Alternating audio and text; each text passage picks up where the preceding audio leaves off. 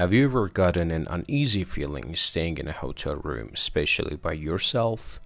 Likely not. And I also doubt you've ever been in a hotel room by yourself.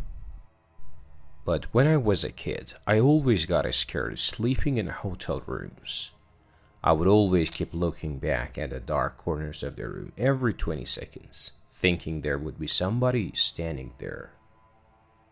My fear not only drove me crazy, it drove my parents crazy, as I would always insist that I would sleep between them until I was around 9 or 10 years old.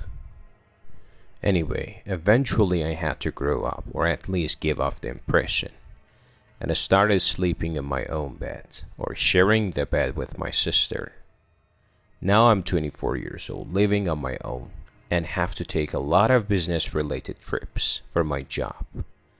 On one particular out-of-town trip, I was staying at a Comfort Inn in North Carolina with all the expenses paid by my job, of course.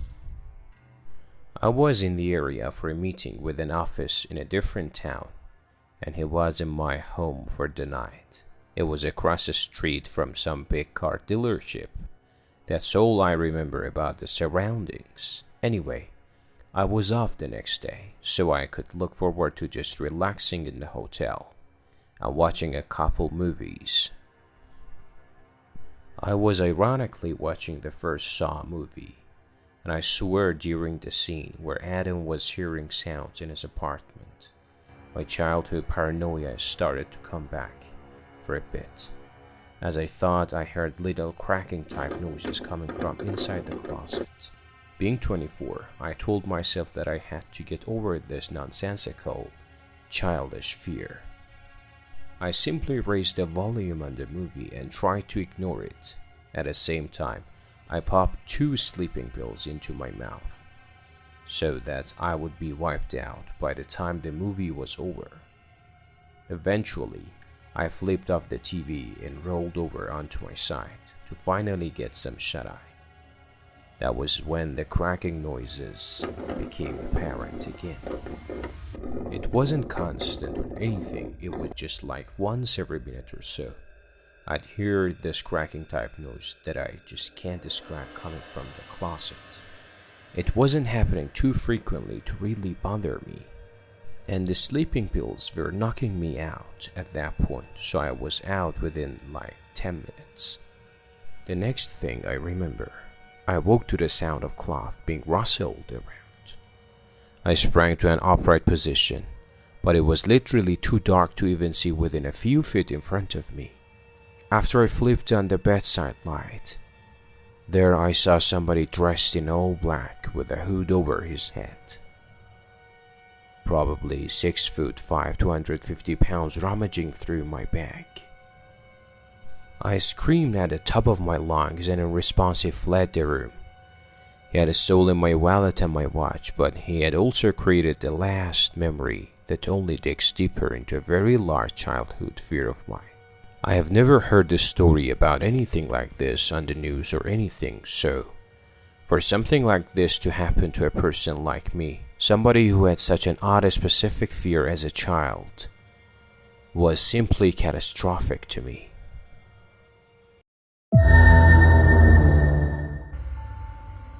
This happened in the summer, and I believe I was 12 at the time. I was staying in a hotel in a fairly large city with my mom and my younger brother. We were visiting other extended family, but chose not to stay in their house. My brother is younger than me by a decent amount, so I was usually told to keep an eye on him. On the day we arrived, my mom told me to do just that, while she checked us in and received our room card.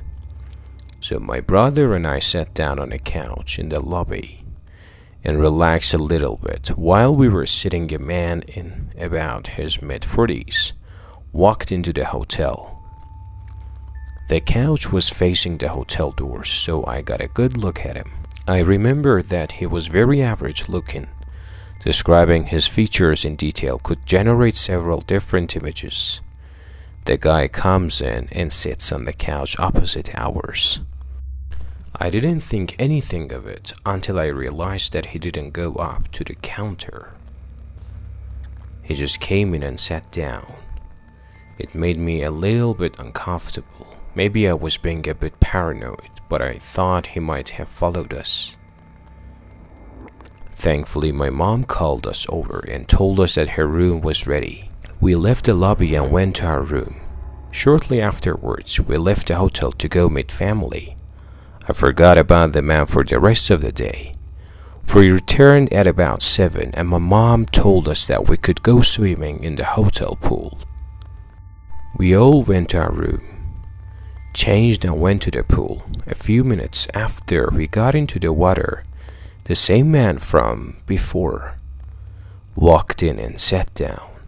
He was wearing jeans and a sweater, so he definitely wasn't going swimming.